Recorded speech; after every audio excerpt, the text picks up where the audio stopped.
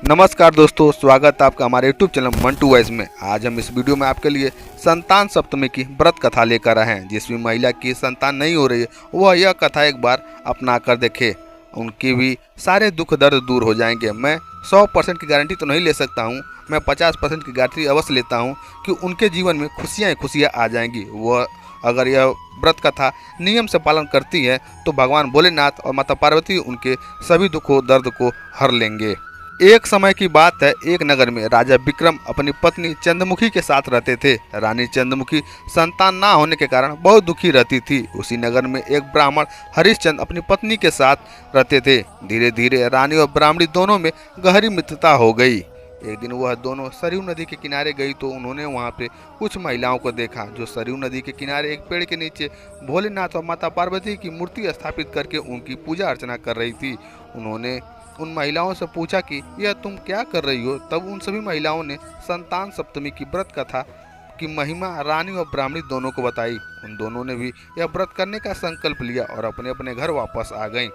तब से ब्राह्मणी लगातार संतान सप्तमी की व्रत कथा करती रही, परंतु रानी चंद्रमुखी कभी व्रत करती और कभी वह व्रत करना भूल जाती थी। कुछ समय बाद उन दोनों की मृत्यु हो गई। अगले जन्म में रानी ने बकरी और ब्राह्मणी ने मुर्गी की योनि में जन्म लिया। ब्राह्मणी को तब भी संतान सप्तमी की व्रत महिमा याद रही। वह लगातार भोलेनाथ और माता पार्वती की मन ही मन में उपासना करती रही, व्रत करती रही। वहीं बकरी के रूप में रानी को अब कुछ भी याद नहीं रहा। कुछ समय बाद उन दोनों ने यह योनि भी त्याग दी। अब वो अपने अपने अगले जन्म में ब्राह्मणी ने फिर से एक ब्राह्मण के घर में कन्या के रूप में जन्म लिया और सर्वगुण संपन्न से रूपवती थी। और ब्राह्मण ने कन्या की विवाह एक गोकुल निवासी किशोर नामक ब्राह्मण से कर दिया। वहीं दूसरी ओर रानी ने राजा के यहाँ राजकुमारी के रूप में जन्म लिया, जिसका विवाह राजा पृथ्वीराज से हुआ।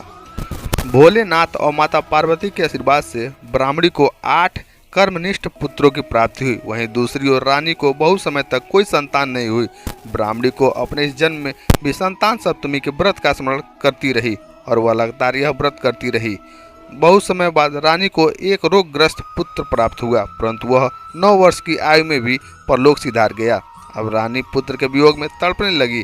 जब यह समाचार ब्राह्मणी को मिला तो वह ब्राह्मणी अपने 8 पुत्रों के साथ रानी से मिलने उसके राजमहल में गई।